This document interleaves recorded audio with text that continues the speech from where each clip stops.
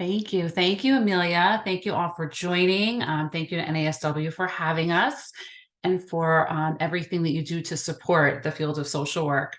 I want to take a moment just to introduce myself, and then I'll let the rest of my team from the Jewish Board also introduce themselves before we get into telling you a little bit more about our program, followed by a panel discussion that we're going to have with some of our current residents who are part of our team. So we're really excited about that. So just quickly, as Amelia said, I'm a proud social worker for many years, a graduate of Columbia School of Social Work, as I said, many years ago, and I've been at the Jewish Board for over 17 years as a social worker.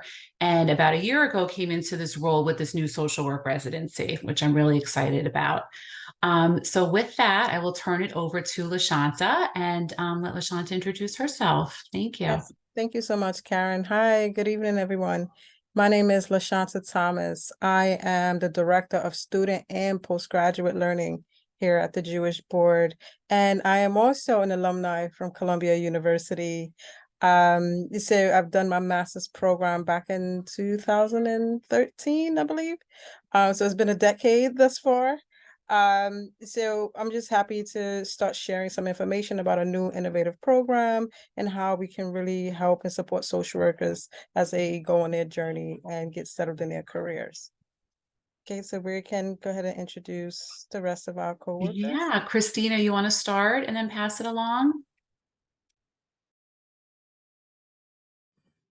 Sure.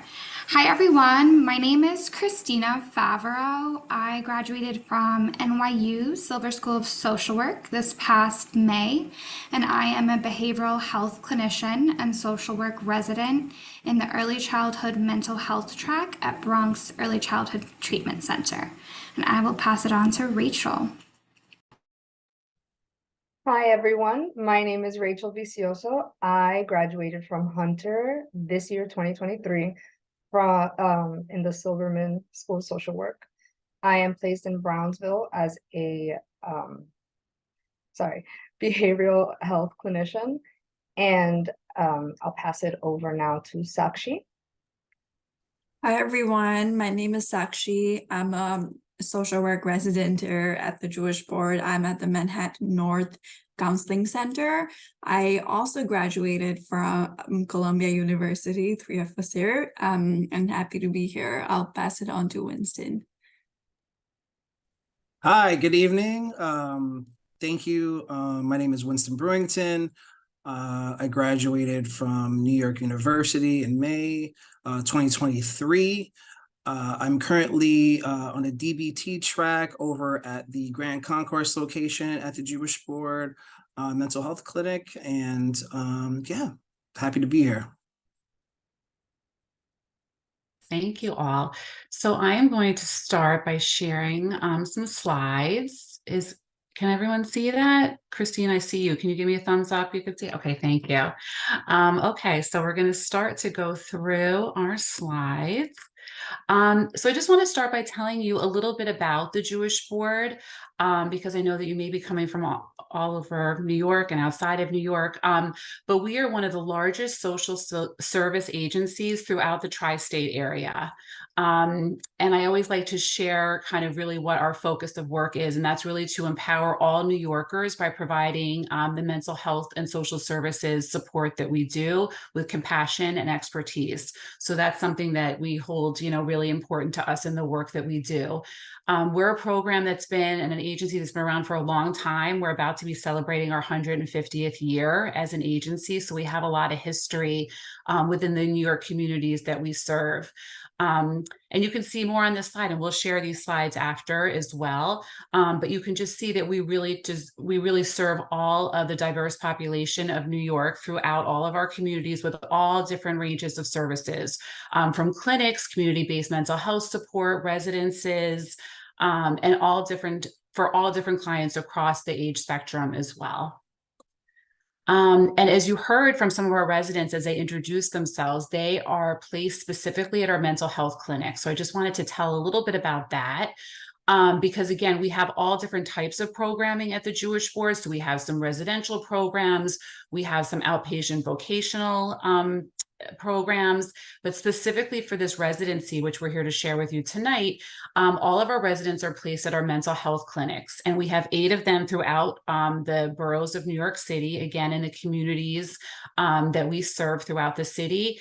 And our clinics are providing all different types of care, really from social workers, but a multidisciplinary staff of team.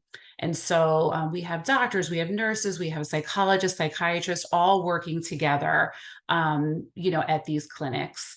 And again, just to mention, and this is something that I know is happening kind of universally, kind of post-COVID, but we are really utilizing a hybrid model right now. And so we're really shifted to doing a lot of telehealth in our client-centered care, and really to accommodate the needs of our clients. So we're really trying to be flexible in having time available to our clients to work with our clinicians, sometimes on the weekends, sometimes in the evenings or the early morning. So we're really trying to accommodate our client needs at our clinics. So I'm going to turn it over to LaShanta to talk a little bit about how we started this social work residency. Yes, thank you so much, Karen. So there's a number of things we took into consideration, right? I think the most important thing is that there's been a shortage of social workers being retained in the field of social work, especially since post-COVID. There's just been a high burnout rates. And then we know from going to school in social work, you get this overview of different models being introduced, but never really an opportunity to kind of zero in and get a more deep dive in any specific area of learning. And that's what this residency offers. So we took into consideration the shortage, what we were experiencing in our own organization as a nonprofit community-based organization, as well as those that's experiencing the same shortage in other community companies as well. How can we invest and retain folks in our organization so we can service New York City and the mental health crises that we have been experiencing? So that was the motivation behind developing this innovative program, and just really giving them opportunities to get trained in specialized fields of work, introducing evidence-based models, and giving people the time to really gain practice and build their skill set and clinical experience to be able to provide effective treatments.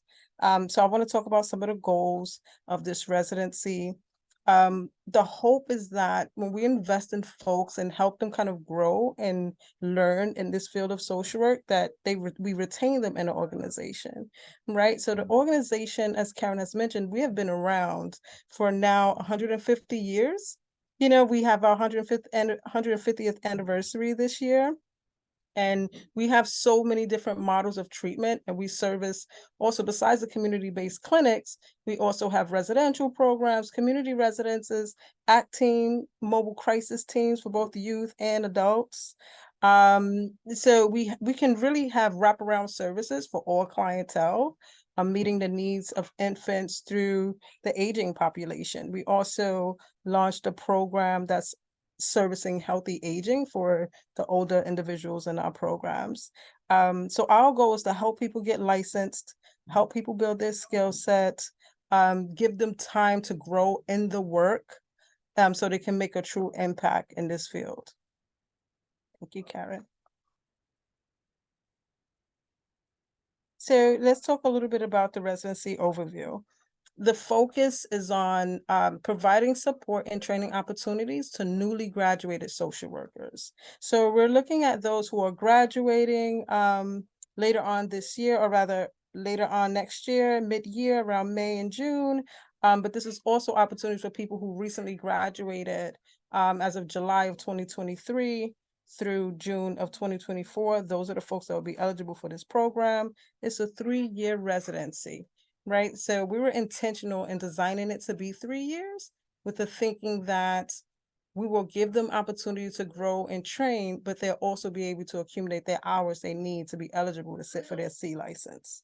Right. It's a 35-hour full paid position. So it's a full salary position. 28 of those hours will be in practice, in the work, in the clinics, functioning and working as a behavioral health clinician. 7 of those hours will be involved in residency programming. So residency program is where they're receiving evidence-based trainings, and specific to their track, where they would gain the skills, they'll be having consultation, and just a lot of wraparound support and supervision.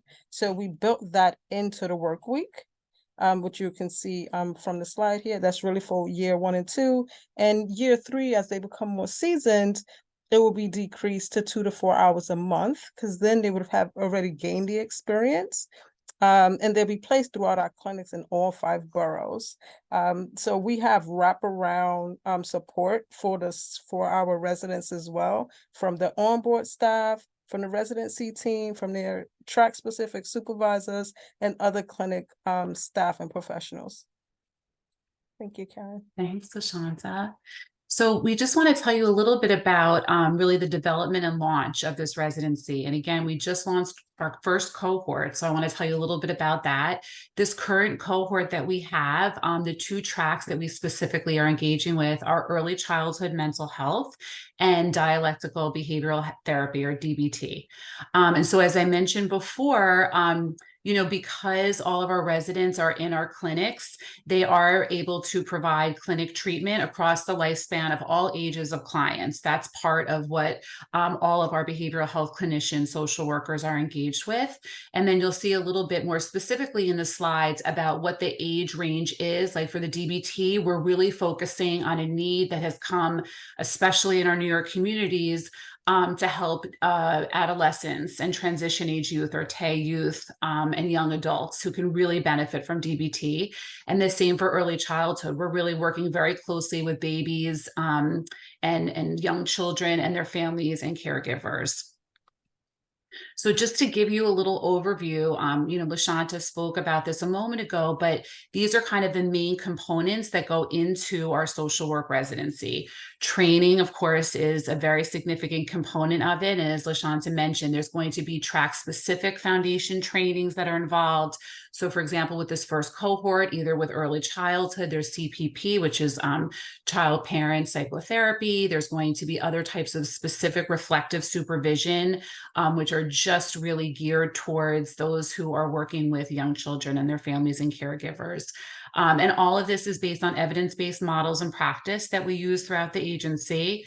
And we also, a very significant component is really our quality improvement.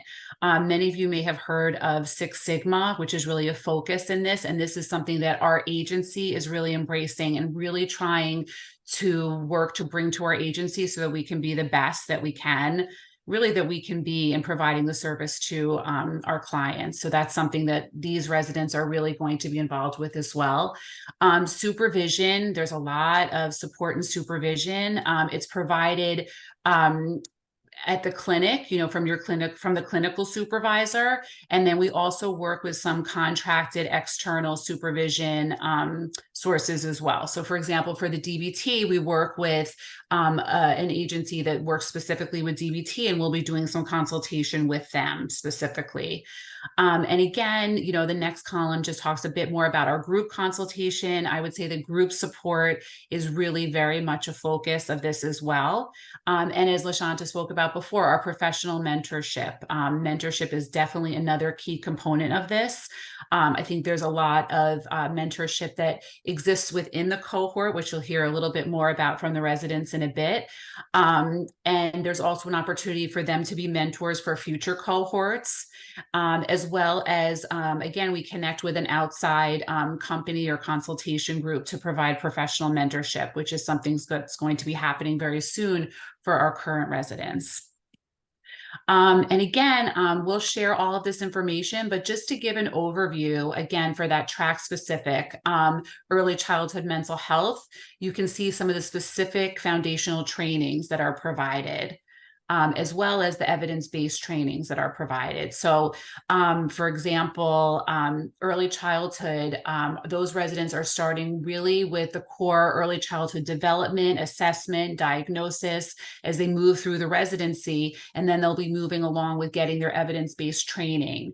So that they can move forward with doing consultation and, you know, being able to do this long-term as well. And the same applies with our DBT. You can see that there's a lot of the same foundational trainings for both tracks. But then there's also some that are differentiated between the both. So for example, again, as I mentioned earlier, working with TAG, with transition age youth. So there'll be some foundational training in that as they go into more of the DBT intensive training. And that's actually something I'm sure Winston or Sashi could tell you about, because they just last week completed their intensive training. So as we're moving along, I'll let LaShanta talk a little bit quickly about our launch last year. Yes, am I on? Yes, thank you so much, Karen. So last year, we had a very short period where we were able to do some outreach. We collaborated with a majority of the New York City schools of social work, and really had a chance to kind of promote this program, share our ideas about how innovative and how impactful and how important it can be for people to receive training post-graduation. So this just shows you a timeline of when we conducted our outreach, when we actually launched the application, and just the process. And we intend to mirror this process, but just kind of initiate things a little bit earlier this round. But this is the steps. We do our outreach, launch the applications, interview and selections. We're taking into consideration some feedback we got from the first cohort to kind of make some tweaks and adjustments in this process to make sure we reach and expand to other schools and reach other talents to kind of recruit people and get them involved and have them be considered to be involved in this program as well.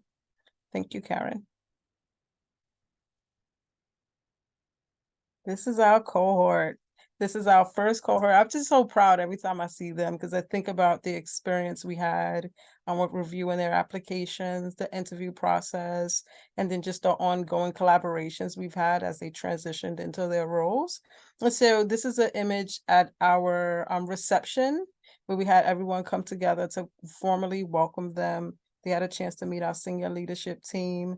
I think what I'm most proud of, what I really want to share with you all, is that our agency is very focused on building community and collaborations and networking, right? So we often have opportunities for us to speak and share ideas and reach out and just build relationships. So that's one of our things that we really take a lot of pride in. And that's what you're seeing reflected in these images here. Yes, thank you. So those are our 25 residents in our first cohort. And again, you'll hear from a few of them very shortly. So we just want to tell you a little bit more about what's happening right now and why we're so excited to be talking to you all tonight. So as LaShanta just mentioned, we're starting things a little bit earlier now with our outreach for this next cohort. And we're also adding a third specialty track. So you'll see here that I spoke about the early childhood mental health and the DBT. We're also really excited to be having CBT, cognitive behavioral therapy, specifically added as a third track for this next cohort. And here on this slide, you'll see that it tells a little bit about some of the specific CBT trainings and evidence-based practices that will be brought into that. And again, just to kind of walk you through quickly of where we are.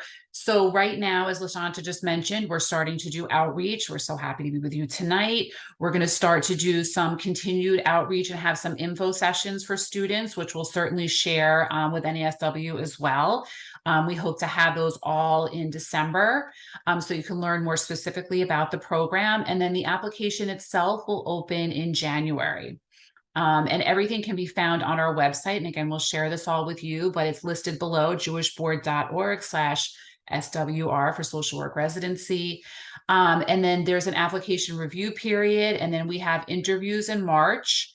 Selections are made in April. And then the onboarding really starts so that all of the second cohort can have a start in August of next year. So and again, I'm going to let LaShanta, before we move on to our panel, tell a little bit about some of the wonderful benefits of being a resident with us. Yes, thank you, Karen. So as we mentioned, this is a fully paid salaried position, right? So we'll be offering a competitive salary of $60K to start. You'll be entitled to full-time benefits, paid time off, that's health, vision, dental, you'll be receiving or eligible to start accruing hours for your clinical licensure. So once you get hired and you start, we're able to provide you with, or rather secure a limited permit on your behalf if you're not in fact licensed when you start. We'll be able to secure the limited permit. If you are, you can start your clinical supervision right away. You already have your assigned clinical supervisor. We will pay for your exam fees, your application fees. We will make payments towards your preparation courses. We have a set amount that we can allocate for that. We have a learning department where you can receive your CEUs. You can, within our department, we have just so many options that's available to you. I think what's most attractive and important to say is that you will be able to get rostered or receive certifications in DBTs, CBT, or CPP. And I think what's biggest and most important as well is community support. We spoke a bit about networking, the importance of building a professional network. This allows you to not only collaborate within our organization, but even your peers who have attended other schools, and you continue to build these relationships as you go through the residency. And there's just many opportunities for just ongoing professional development and trainings. Thank you. Okay, thanks, LaShanta. Okay, so I am going to stop sharing now. And if you have questions, if you want to start to put them in the chat, after we complete our panel, we can certainly answer all of those questions, or you can certainly unmute and ask us as well. So with that, we're going to move along to our panel. And I am going to start by asking Christina if you can tell us a little bit about what led you to apply to the social work residency. Thanks, Christina. Sure. So I applied to the social work residency program because of the opportunity to work with young children, the ongoing professional development offered, including training in child-parent psychotherapy and facilitating attuned interactions. And then lastly, the built-in peer support from the other residents in the program. Thank you. Okay, Rachel, how about for you? So the reason why I applied was because I like many other people, once approaching graduation, realized that I needed some help finding my footing in the social work field. And once I was sent the flyer for the Jewish Board Social Work Residency, and found out that they had an evidence-based training centered around working with children ages 0 to 6 years old, their families and caregivers, I realized that I really needed this opportunity because, I felt like that was the hole I had in my education. Well, like you said, I think so many people can relate to that for sure. Sakshi, how about for you? For me, the reason I applied to the residency was one, the mentorship and coaching opportunity that you get here. For me, just studying theories at my undergrad program was just not enough personally. So I was looking for that practicality along with evaluation and coaching aspect to my first job. And secondly, I can confidently say now that I've been here for 2 months is that here it's not just the program training you to be a good therapist or a social worker, it's also prepping you to be a good leader in your field. And I just wanted that for my first job. So that's why I applied for the residency. Okay, that's great. Thank you for mentioning that. Winston, how about for you? Yeah, so I feel very lucky to have, when I was at NYU, I came across just like the information about this residency. And then once I jumped in, I was like, oh my God, I have to apply to this. And I was super excited. I thought it was a great opportunity to work for a really well-respected organization. And it seemed like a great way to like really learn more about DBT and just become like a better clinician all around. And I was just really excited about the opportunity all around. So, just glad I got the opportunity, and thankfully I'm here. So. The feeling is mutual. We're very fortunate.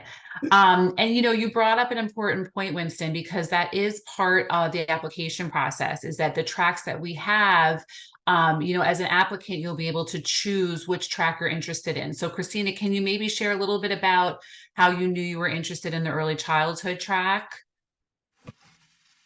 Yeah, so for me, from a young age, I've always had a passion working for children, whether it was like as a camp counselor, babysitter, and seeing them grow, especially during the early years.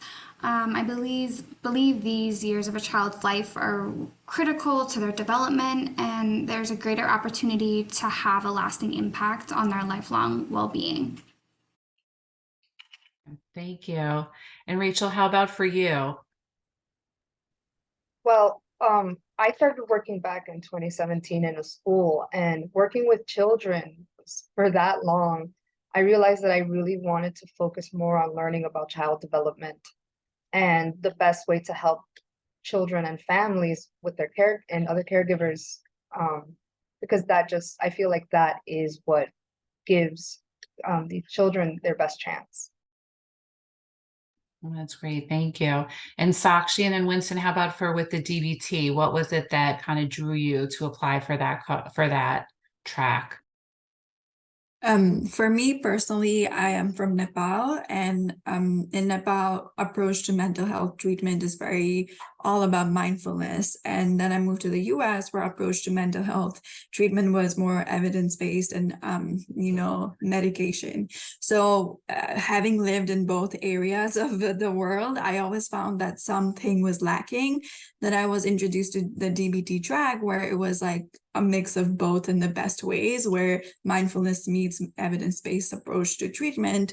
So I looked more into it and realized it's a relatively newer and a very innovative approach to complex treatment model. So I just had to get on board and get trained on it, because there are not many programs that offer this training, first of all, as well. So all these reasons drew me to the DBT track. Thanks, Sakshi. How about for you, Winston? Yeah, one of my favorite professors from school was talking about DBT when we were sort of learning about it. And he was just saying how like incredible it is, and like just like how profound it is, and working with people with it. So I was really excited to get the opportunity to learn it. And I really enjoy like the holistic approach from DBT. I really like how it combines like cognitive behavioral therapy with the mindfulness and acceptance. And I thought it would be a great way to take that DBT and use it with the clientele of the clinics here, and really hopefully provide some like hope in their lives, and something that they can use on a daily basis to just live a life that's just more fulfilling. So yeah, DBT is just something that's like really drawn me in. Okay, that's great. And Winston, along those lines, now that you're kind of started this, and like Sakshi said, we're 2 months in, a little over 2 months in, what is it about the residency that really has been most exciting to you? I mean, a lot. So far, well, as you mentioned, we had our first intensive DBT training recently, and it was a lot of information to take in, but it was also just really exhilarating to like get that much information and to take all that in, and also to like learn with all the residents here. It's just so nice to be able to spend time with the residents and to connect with them, and to have that support, and to know that if you have a question, or if you just need someone to like talk to, and someone's going through something that might be similar to what you're going through, that you have people there that you can connect with. So yeah, that's probably one of my favorite things about the residency so far. Oh, that's great. I think that peer and community support is something that comes up a lot. Rachel, how about for you? Like, what is it about the residency that's been exciting or continues to be exciting for you? So, sorry. Something that definitely makes me super excited is the child parent psychotherapy. Like, because like I said before, I felt like having that concentrated training is what was missing from my graduate school experience. And the other thing that really made me excited was just knowing that I was going to have other residents with me, because that way I didn't feel like I was on my own. I knew that I had other people to rely on. That's great. Thank you for sharing that. Sakshi, how about for you? And then for Christina, what's been exciting so far? For me, the most exciting thing has been getting to work with a diverse range of clients, because once you're out of that 3-year residency periods, you are going to have so much experience working with different populations that it's rare in the field. Secondly, like everyone has said so far, it's the network of residents that you go through this with. We know what we're doing, but we also don't know what we're doing. So having that group of people that can support you or even push you at times is just been really exciting, that I wasn't expecting to be excited about, but I am. No, thank you for sharing that. Christina, how about for you? Yeah, so I'm most excited about the opportunity to gain further experience in play therapy. And then, similar to Rachel, become rostered in child parent psychotherapy and learn more about trauma informed care. And then, lastly, building these connections with the other residents in the program. While I worked with children at both of my field placements during my MSW program, I really didn't get that opportunity to do much play therapy and work with younger children. Yeah, that's great. And Rachel, kind of along those lines, like what what career goals do you have really coming through the residency? Right now, my main goal is to learn as much as I can about working with children and families, and also getting rostered in parent-child psychotherapy. That's great. So you feel like you're already getting started with that. That's great. Winston, how about for you? Any specific career goals? Well, my main career goal is just to continue to learn and be a better clinician. But I would say my passion is to, work with people of color who might not have had the opportunity to get good like mental health service in the past. I know it's really difficult, and I think there's a large stigma, and I think that I think anything that can be done to break that is super important, and for people to realize how important mental health is, for currently, long term, and how much it affects your life. So that I feel like if I can do something in my career to contribute to getting people to come and just be more, I guess, just like to bring more awareness and just get people to come to like therapy, then I feel like I've done something good. So that's it for me. Oh, that's great, Winston. Thank you for sharing that. Christina, how about for you?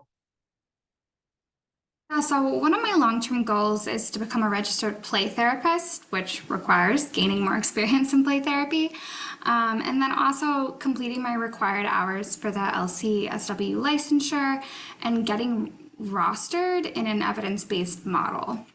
Great. And Sakshi, how about for you relating to career goals and My DBT? goals, yeah, sorry. My goals are to be a seasoned DBT practitioner and to make DBT more accessible, because it's not as much as it should be right now. So I'm working on that. And secondly, it's also to have gained leadership skills and management skills in this field of social work, so that I can potentially run my own practice or any other social work director, management kind of positions. No, that's fantastic. Well, thank you all so much for taking the time to share. I think that what we, continue to hear so much that's in common here is a lot about the connections and that peer community support. and really how there's so much collaboration and building together. Yes, getting the evidence-based practice and trainings, but also just that built-in cohort support that's really coming from these 25 incredible new social workers who are entering our field. So like LaShanta said, we're just so incredibly proud and grateful that you're part of our team. So Yes, thank very you. much so much. If I can just add to Yeah. what I'm hearing as a theme as well is you all have a passion and commitment to learning, right? And being open to receive information and being guided and supported. To Sakshi's point, we're very much focused and intentional on developing folks to be the next wave of leaders in this field and in the Jewish board, right? So you would have completed the residency, had a ton, 3 years of experience, intensive training, evidence-based learning, but also in practice, right? You're learning and having hands-on experience, kind of going through the different challenges and kind of just working through it and finding your footing and becoming experts in this wave and in this work. So our goal for you all is to step up and be the next group of leaders to kind of run this program, lead this work, mentor and support others transitioning in and emerging in the field. So this is our contribution to the field and our investment in you all, just seeing you grow and learn. And I couldn't be more proud to have you guys on our team. Thanks, LaShanta. So I know, Amelia, we can take a few questions. I know there might be a few in the chat. Yeah, I received two. The person Okay, is not sure. here Please anymore, let but us, I yeah, figure let they us, might be good for anyone. They Yeah. asked actually one, and I know the answer to this, but someone asked, do you have to be Jewish to work for the Jewish board? Okay. sorry, I was taking, you want to answer, LaShanta? Sorry, it was taking me a second to unmute. I mean, the short answer is no. Right. Right.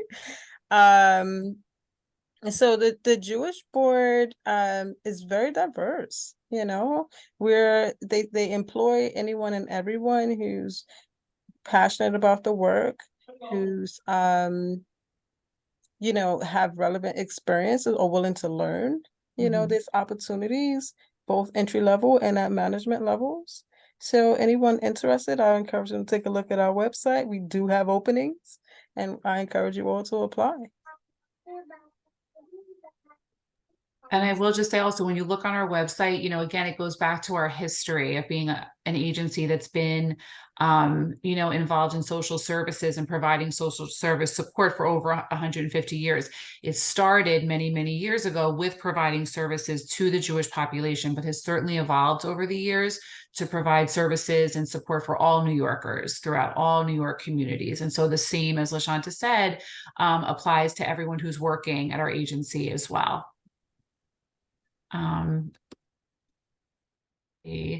There was another question that I got just about the application process, so I can speak to that quickly and then we can move on to the other ones. So as we said, we will share information. Our application will be live in January on our website, on the Jewish Board website. And the application process, there's a written application or more like a typed PDF form application, which asks for some basic information about your experience and about who you are. And then there's also some components of kind of like a case example and also giving an essay type of answer so that we can learn more about you. And then we also ask for 2 references, professional references. And so and again, will all be specifically outlined on the website so that you have a timeline for when everything is due, and just everything that's involved in the application, so you'll have the time that you want to take to apply. There is a question in the chat box, and I received another one that's kind of related, so I'll ask them both together. If you have your LMSW and just recently graduated with your MSW, would the salary be adjusted? And the question I was asked in the chat box is, are you still eligible to apply even if you graduated last year?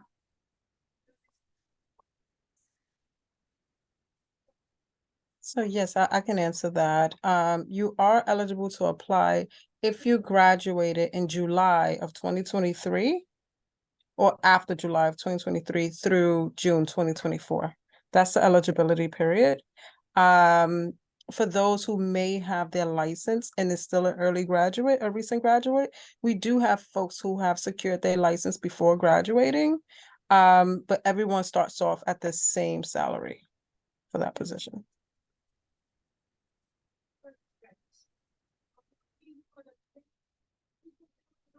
Any other questions, thoughts about the program for any of us? Please feel free.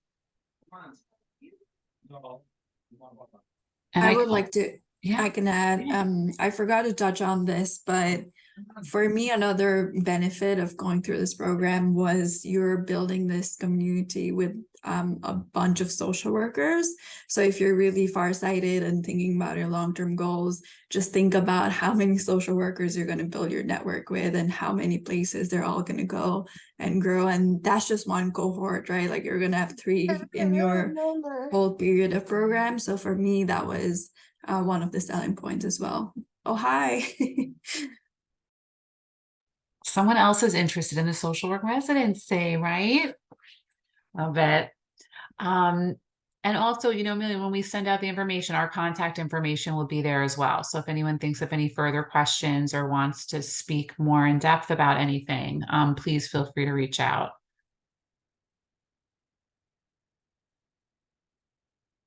Great.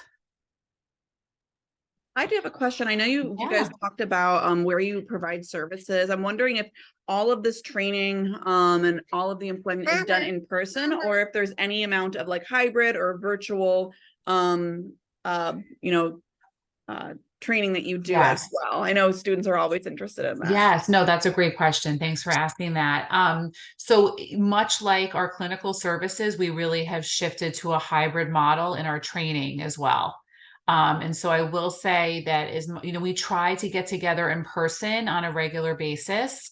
And all of our clinicians, all the residents are in their clinics in person for some days and then work remotely other days. And so the same, is applicable with our training. So a lot of the training is remote.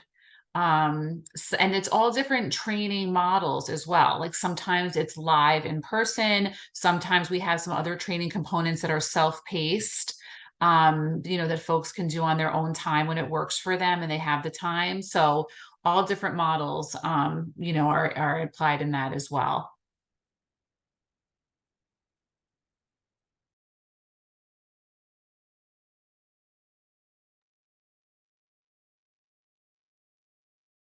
All right, I think, are there any others, Amelia? Otherwise, I didn't get any other questions. okay. If anyone has any last minute questions, feel free to unmute the chat box. But we'll include your contact information, links to the program information as well, both on YouTube and when we put this on our website.